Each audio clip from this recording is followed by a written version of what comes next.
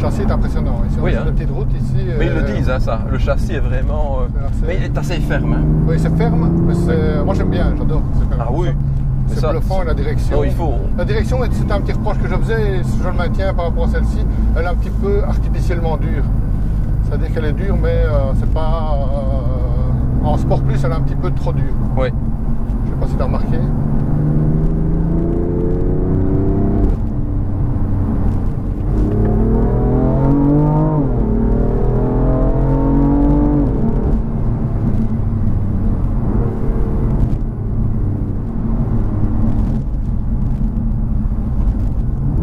Sont puissants, endurants, mais on sent le poids quand même.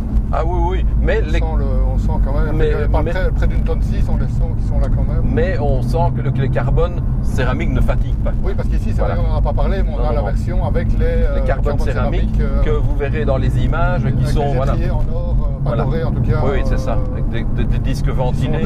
Je pense qu'on est sur des 6 pistons. Ultra performants, évidemment, il faut toujours attendre que ceux-ci soient à température pour pouvoir, disons, les solliciter à bon escient, comme c'est le cas ici sur cette petite route. C'est vrai qu'en freinage appuyé, tu sens qu'elle est quand même, elle est quand même lourde.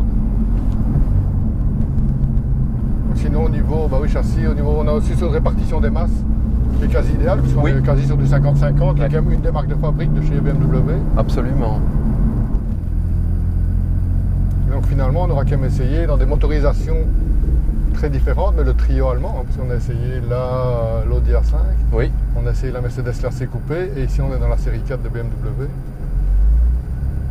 On a essayé les 3 coupés proposés actuellement par les 3 constructeurs allemands, chacune dans des motorisations différentes. Donc on n'est pas en état de pouvoir faire un comparatif, évidemment. Non, évidemment, parce que sinon... Mais le but n'est pas de dire lequel on préfère, mais le but c'est de dire qu'on est vraiment sur 3 propositions qui sont vraiment fort abouties et finalement assez proches dans la philosophie l'une de l'autre, je trouve. Oui. Ce qui est parfois surprenant, c'est que ce moteur-ci, à ma connaissance, n'est utilisé par BMW que dans la M4. Oui, tout à fait. Parce que, il y a un 3 litres 6 en ligne, mais c'est un mono-turbo, c'est un twin scroll, donc un turbo double entrée. Donc effectivement, il est vraiment, dans cette configuration-ci, il est vraiment spécifique à la M4. À la M4. On le retrouve dans la M3 ? Oui, tu sais. La M3, c'est exactement aujourd'hui la M3 est de la mais l'évolution performance, on l'a également sur la M3. C'est exactement identique. Et la M4 Cabriolet aussi sont 3. D'accord. M4 Cabriolet qui a une suspension qui est quand même assouplie par rapport au poids qui est quand même logique. Avec toute la cinématique du toit, qui est évidemment un peu plus lourde à embarquer, une centaine de kilos, je pense. 200 kilos. 200 kilos. Étonnant, on ne croirait pas. Donc elle est moins rigide par le fait que c'est un cabriolet, en plus elle est plus lourde. Et comme elle est moins rigide du fait du cabriolet, ils ont rajouté encore plus d'éléments pour la rigidifier. À mon avis, au niveau des trains roulants, des barres anti-roulis ou autres, pour la veille logique. Effectivement.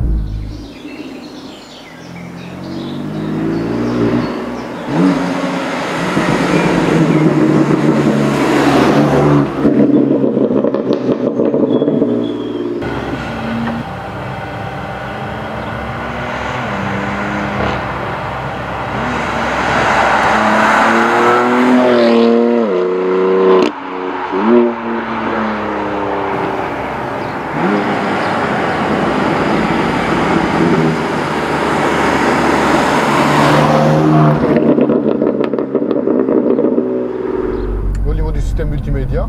On a un écran de bonne taille, il n'a pas évolué. On est toujours sur un système avec une molette. J'imagine que la version reliftée va bénéficier, comme on l'a vu sur la série 5, du système avec molette et écran tactile. Ici, on n'est pas encore sur la version écran tactile. J'imagine que ça doit être une évolution du relifting. Oui, quoique l'écran est assez loin, tu dois tendre le bras pour le toucher. L'écran serait au niveau, disons, de la face avant du tableau de bord, mais ici, il est vraiment, je dois vraiment tendre le bras pour l'atteindre. Donc, à voir. Ici, apparemment, il se contente de... Sur les autres véhicules qu'on a eu l'occasion d'essayer, l'écran est quand même plus proche. Et donc, ça permet effectivement, chez Mercedes par exemple, d'avoir l'écran plus à portée de main. Donc ici, regarde, si tu dois l'atteindre, c'est peu plus difficile. Et donc au niveau du tarif, ça on n'a pas encore parlé non plus. Donc ici on est sur un modèle qui vaut plus ou moins 120 000 € avec toutes les options, tous les packs compris. Et bonne nouvelle, il est en vente. Oui, ce véhicule est un véhicule qui est à la concession, qui est pour l'instant chez Discar à la concession à Liège et qui est proposé à la vente après avoir été utilisé. Voilà, véhicule de démonstration. Véhicule de démonstration et de présentation, donc il n'a pas été utilisé évidemment de façon radicale et proposé à un tarif avoisinant les 100 000 €. Donc c'est vrai qu'il est particulièrement bien équipé puisqu'il est dans une couleur que vous avez découverte. Je n'ai pas la référence, le code couleur chez BMW, mais oui, gris métal. Voilà, un beau gris ardoise avec les inserts noirs, donc les tout l'équipement, tout le pack de performance. C'est ça. Donc là, on est déjà à 20 000 € de. Exactement. Donc calandre, contour de vitre, tous les éléments carbone, logo noir, le rétro en carbone, c'est déjà quasi 1 000 € en pièce. Donc voilà. Donc niveau option, on est quasiment sur du full option.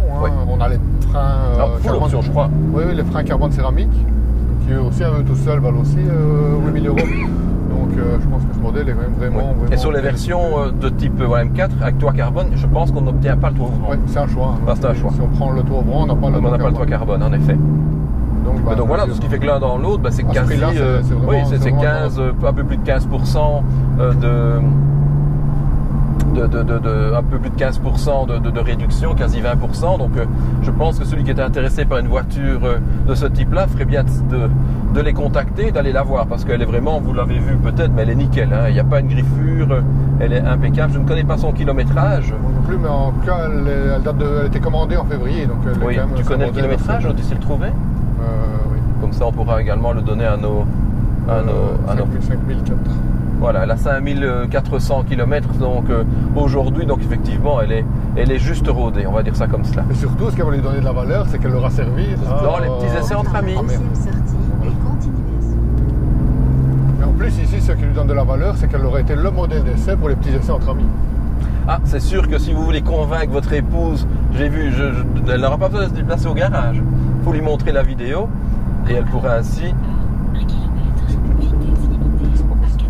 Elle pourra ainsi découvrir la voiture dans sa configuration package pack performance et package carbone.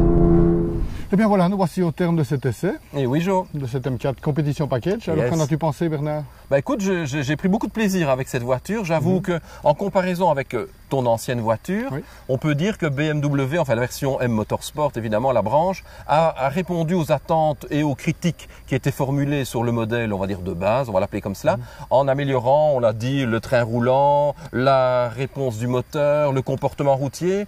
Et donc je pense qu'ici, la voiture est à maturité. Voilà, il va y avoir une petite évolution stylistique, on en a parlé, mais qui porte uniquement sur des points de détail. Mais au niveau châssis, moteur, elle est à maturité. Cette voiture, elle offre une dualité agréable, à savoir un usage polyvalent pour le quotidien et éventuellement pour ceux qui aiment se faire plaisir sur les routes ou sur circuit. Cette voiture le permet sans aucune difficulté. Donc, elle est au top. Oui, je pense pareil. Je pense que là, certains petits éléments, points d'attention que j'avais relevés dans le modèle que j'ai possédé. Bien sûr. Donc, notamment au niveau de la brutalité. Surtout, on n'a pas essayé sur le pluie, malheureusement, parce que sur pluie, c'est vrai que c'est là qu'on sentait vraiment qu'elle était brutale. Absolument. Et, ici, on ne l'a pas testé, mais visiblement, ils ont quand même sensiblement amélioré. Oui, et puis ils ont revu les paramètres de programmation au niveau de l'anti-patinage, au niveau de la BSE. Et principalement, deuxième grief que je lui mettais, c'était au niveau du bruit. Oui. Et ici, avec sa ligne titane, elle est vraiment... le bruit est vraiment sonore. J'espère que là, avec la bande son qu'on aura pu filmer, on pourra vous faire plaisir. Sur ce, on vous dit à très vite la semaine prochaine. Et n'oubliez pas, petits essais entre amis. Je me dépêche pour ça. Oui. Donc sur ce, on vous donne rendez-vous la semaine prochaine pour un nouveau petit essai entre amis. Et n'oubliez pas, petits essais entre amis. La chaîne YouTube qui rend les passionnés auto de bonne humeur. C'est ça. Attends, on la refait. Refais-la. Voilà. Et donc on se retrouve la semaine prochaine pour un nouvel essai. Des petits essais entre amis. Et n'oubliez pas, petits essais entre amis. La chaîne YouTube qui rend les passionnés auto de bonne humeur. En effet. Et n'oubliez pas de mettre le petit pouce, ça nous rendra nous de bonne humeur. Absolument. Et vos commentaires positifs sont toujours les bienvenus. Merci encore pour vos encouragements. Ciao, ciao.